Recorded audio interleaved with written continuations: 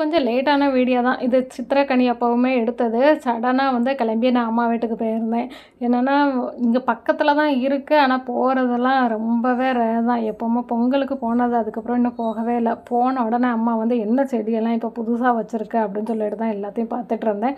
அம்மா பாவக்காய் விதையெல்லாம் போட்டு கொஞ்சம் முளைக்க வச்சுருந்தாங்க. கொஞ்சம் கனகாம்பரம் கன்று எடுத்துகிட்டு வரணும் அப்படிங்கிறதுக்காண்டி அதெல்லாம் பார்த்துட்டு இருந்தேன்.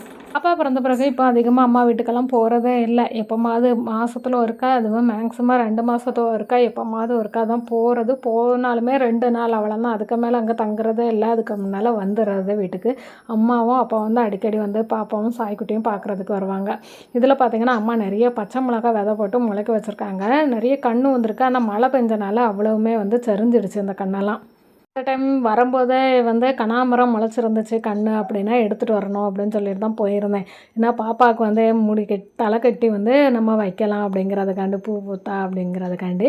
அப்புறம் நைட்டு போல் கொஞ்சம் நேரம் 2 வாரம் அப்படியே வெளியே போனோம். சாயும் நானும் நடந்து நல்லா இருந்துச்சு டே.